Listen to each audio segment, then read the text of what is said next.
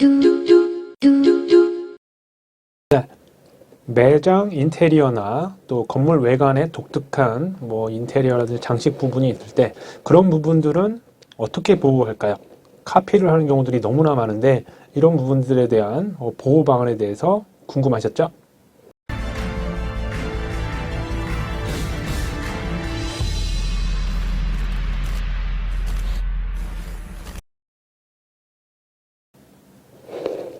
안녕하세요. 윤별TV의 윤영금 변리사입니다. 자, 많이들 문의하시는 내용 등이 있어서 오늘 설명드리려고 하는데 그 중에 하나가 건물 외관이 되게 독특한 경우 저작권으로 보호되는 경우도 있긴 하지만 건물의 장식이라든지 그런 부분 특히 이제 여러 가지 무슨 우리가 전문 식당 체인업이라든지 여러 가지 카페 이런 것들이 되게 인기가 많은데 식당 이름이라든지 카페 이름은 상표권으로도 보호가 되거나 좀 그렇게 됩니다. 그런데 매장 인테리어라든지 그 어떤 유명한 체인점만의 어떤 특유적으로 이렇게 특이하게 나타날 수 있는 그런 인테리어를 보호하는 거는 가능할지, 자, 그런 부분들이 좀 애매한 경우들이 되게 많이 있습니다. 실제로 최근까지만 해도 그런 부분들을 매장 인테리어를 그걸 좀 보호하기는 좀 애매한 부분들이 많고 보호하기가 좀 어려웠습니다. 좀 전문적인 용어로 트레이드 드레스 이런 부분으로서 외국에서는 인정되는 여러 가지 사례가 있긴 하지만 우리나라에서는 그걸 직접적으로 이해하기가 좀 어려웠습니다.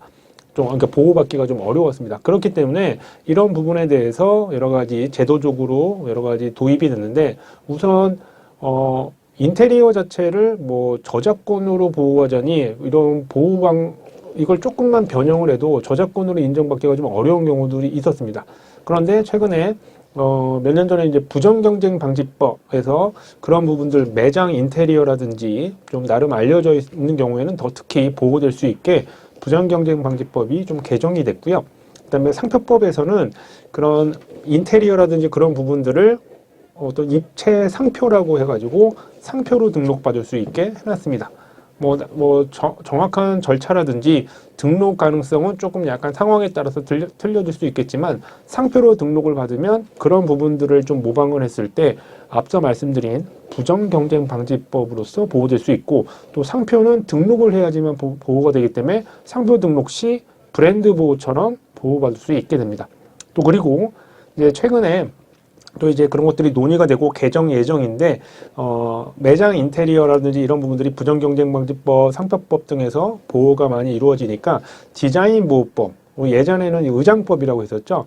제품의 어떤 물품의 외관을 보호하는 게 디자인권, 즉 겉에 드러난 그런 독특한 창작적인 내용을 보호하는 게 디자인인데 그런 것들을 이제 디자인권에서 매장 내 인테리어 자체를 예전에는 인테리어 자체의 어떤 소품만 어떤 특정 물품에 대해서만 등록받을 수 있게 하던 거를 조금 범위를 넓혀서 보호받을 수 있게 개정 예정입니다.